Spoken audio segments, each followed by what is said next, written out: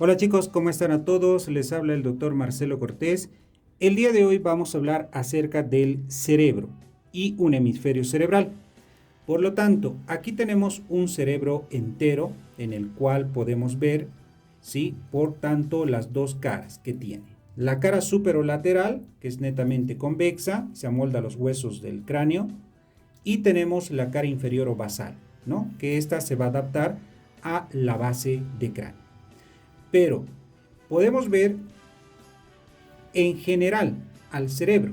¿Y cómo lo detallamos? Lo podemos detallar mediante este espacio, que es la cisura interhemisférica. La cisura interhemisférica es la que va a separar los dos hemisferios cerebrales, derecho e izquierdo, que en el fondo encontramos estructuras o formaciones interhemisféricas como ser el cuerpo calloso. Ahora, si nosotros lo cortamos por esta cisura interhemisférica, lo que nos queda es un solo hemisferio. Es decir, que podemos encontrar un solo hemisferio, que puede ser derecho, puede ser izquierdo. En este caso es el derecho y pues sus características. El hemisferio, un solo hemisferio para su estudio presenta tres caras. Esta es la cara superolateral. Acá presenta la cara medial, que se caracteriza por ser netamente plana. Y tenemos la cara inferior, que se localiza en la parte basal. Bueno, vamos a empezar primeramente a detallar acerca de la cara superolateral. La cara superolateral se caracteriza porque encontramos las cisuras. Por ejemplo, aquí encontramos lo que es la cisura central. Esta cisura central nace de este segmento que es el borde superior del hemisferio, cisura central o de Rolando. Luego tenemos la segunda cisura, que es la cisura lateral o de Silvio. Y finalmente tenemos una cisura imaginaria, que es la cisura parieto-occipital lateral. Por lo tanto, me van a dividir en lóbulo frontal, parietal, occipital y lóbulo temporal. Empecemos por el lóbulo frontal. El lóbulo frontal, aparte de que estaba dividido por las cisuras, también va a estar formado por surcos y circunvoluciones. En este caso, por ejemplo, aquí tenemos el surco frontal superior y tenemos el surco frontal inferior, que me van a dividir tres circunvoluciones. Circunvolución frontal 1, circunvolución frontal 2 y circunvolución frontal 3. Las tres circunvoluciones. Y detrás de estos dos surcos, frontal superior y frontal inferior, pues nos encontramos con otro tercer surco, que es el surco precentral, donde se localiza a la circunvolución precentral o llamada frontal 4, que se localiza delante de la cisura central, ¿no? La circunvolución frontal 4. Pasamos al siguiente lóbulo, que es el lóbulo parietal. En este lóbulo, mi punto de referencia es esto, que es la cisura central. Pues detrás está lo que es el surco, que es el surco poscentral, que es toda esta estructura. Y tenemos a la incisura parietal, ¿sí? O llamado también surco subparietal. Ese surco subparietal va a presentar una incisura que es denominada la incisura de Jensen, que es este pliegue que vemos por acá. Por tanto, repito, aquí está la cisura central, el surco poscentral y el surco intraparietal y la incisura de Jensen. Por lo tanto, me van a dividir circunvoluciones. Detrás de la cisura central, esta es la circunvolución llamada poscentral. Luego tenemos la circunvolución parietal 1 y la circunvolución parietal 2. Y como tenemos la incisura de Jensen, pues esta pertenece a la zona supramarginalis y esta pertenece al pliegue curvo. Pasamos al lóbulo occipital. Aquí tenemos el lóbulo occipital en esta parte de atrás y tenemos acá los surcos. Surco occipital superior y surco occipital inferior. Entre el surco occipital superior y el inferior tenemos 3 circunvoluciones, que sería circunvolución occipital 1, circunvolución occipital 2 y circunvolución occipital 3. Pasamos al siguiente lóbulo, que es el lóbulo temporal.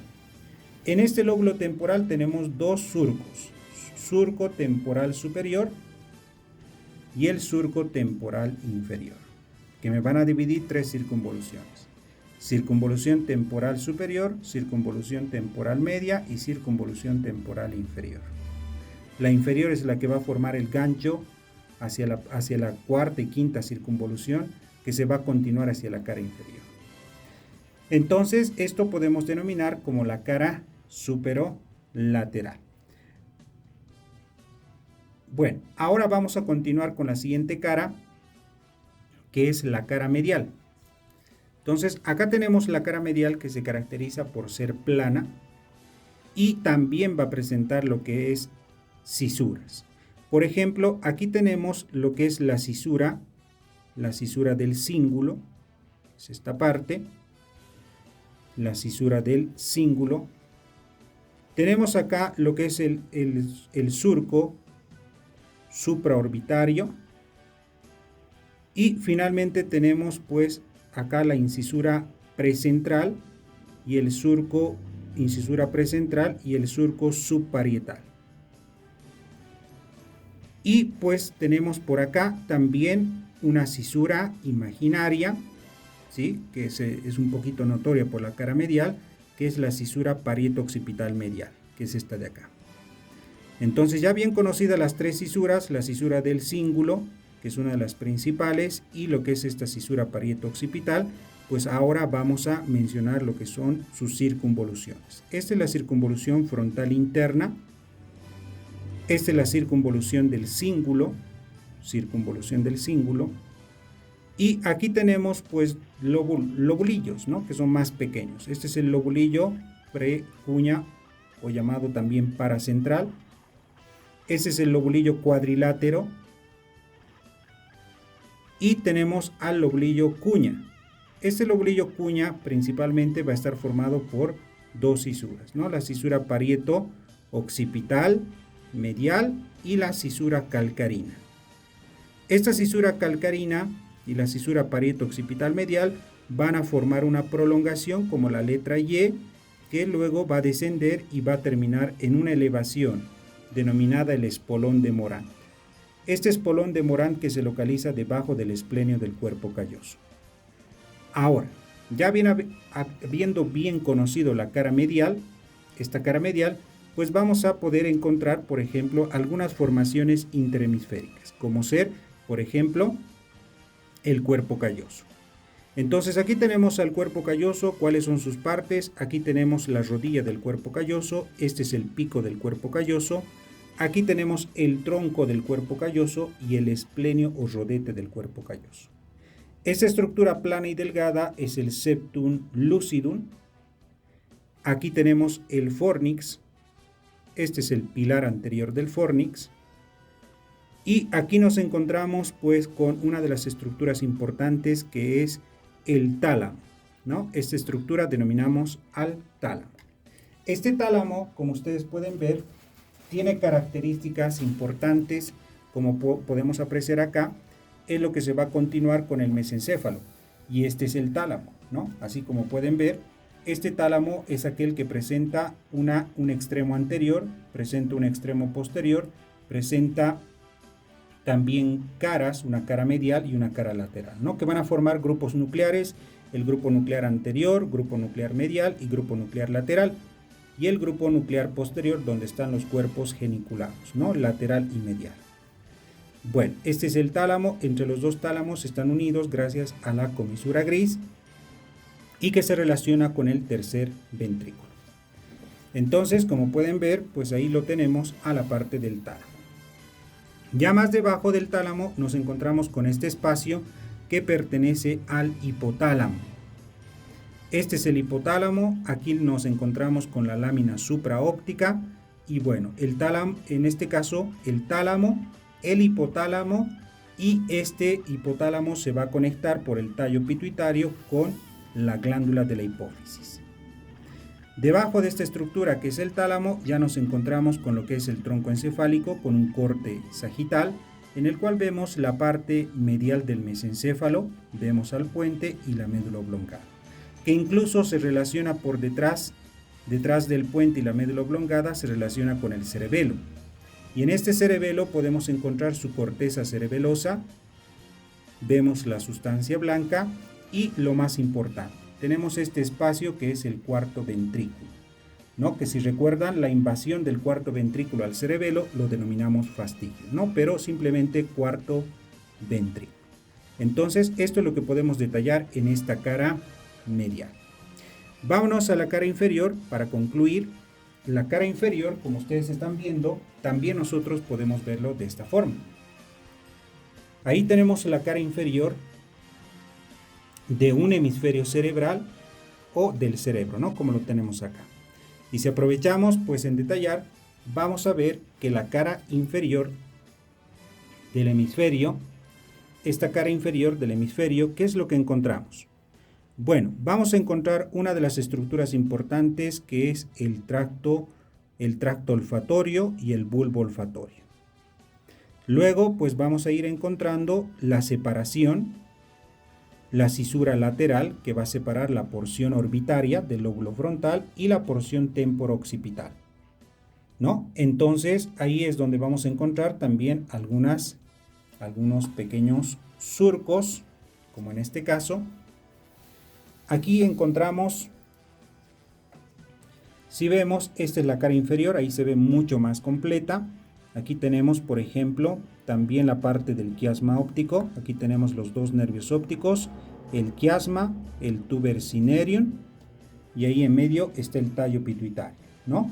Los dos tractos ópticos, y ahí vemos este segmento que pertenece al espacio perforado posterior, los pedúnculos cerebrales que forman el rombo octopeduncular, ¿no? Ahí está el puente, la médula oblongada y su característica, ¿no? Detrás del puente y la médula oblongada lo tenemos al cerebelo. Muy bien. Ahora sí, empecemos a detallar entonces qué estructuras encontramos. Bueno, entre lo más importante que podemos detallar simplemente es encontrar algunos surcos en la porción del lóbulo orbitario. Podemos encontrar, por ejemplo, este surco, que es el surco orbitario medial, y este es el surco orbitario lateral, y en medio tenemos el surco intermedio. Por lo tanto, si es el surco orbitario medial, intermedio y lateral, tenemos tres circunvoluciones: circunvolución orbitaria medial, circunvolución orbitaria media y circunvolución orbitaria lateral. Bueno, y aquí tenemos la cisura lateral, ¿no es así? Y más profundamente lo tenemos a la cisura del hipocampo, que va a formar la hendidura cerebral de Bichat. Y aquí tenemos el lóbulo temporal. En este lóbulo temporal, lo característico que encontramos es que también podemos ver dos surcos importantes, ¿no? Y aquí se ve, este es el surco temporo-occipital medial y el surco temporo-occipital lateral. Estos dos surcos, temporo-occipital medial y temporo-occipital lateral, van a separar tres circunvoluciones, ¿no? En este caso, si este es el lóbulo temporal, pues aquí va a ser la circunvolución temporal 3, circunvolución temporal 4 y la quinta circunvolución temporal. Esta quinta circunvolución temporal es la que va a formar como un gancho, que es el gancho del uncus, ¿no? Y en la parte posterior, pues también se va a formar, pues, los surcos, ¿no? Temporo-occipital medial y temporo-occipital lateral, que van a formar también las circunvoluciones occipitales. Si había tres occipitales, occipital 1, occipital 2, occipital 3, este es el occipital 3, este es el occipital 4 y este es el occipital 5. Entonces así se dividirían las 5 circunvoluciones occipitales y 5 circunvoluciones temporales. Bueno, eso es lo que podemos ver en la cara inferior de un hemisferio cerebral, ¿no? Es decir, solo la mitad. Y para concluir con todas estas caras de un hemisferio cerebral, pues vamos a hablar de sus bordes, ¿sí? Entonces ahí tenemos el hemisferio, aquí tenemos la cara superolateral. Entre la cara superolateral y la cara medial, Toda esta estructura se denomina el borde superior. Borde superior. Entre la cara medial y la cara inferior, esto se denomina el borde medial. Toda esta línea es el borde medial. Y finalmente tenemos entre la cara superolateral y la cara inferior, todo este segmento pertenece al borde lateral. Y finalmente los dos extremos que tenemos, pues ahí podemos ver el extremo anterior o polo frontal y el extremo posterior o polo occipital, ¿no? Que el polo occipital se relaciona con el cerebelo, que ambos están separados por la tienda del cerebelo. Muy bien, ese sería el reconocimiento de un hemisferio cerebral.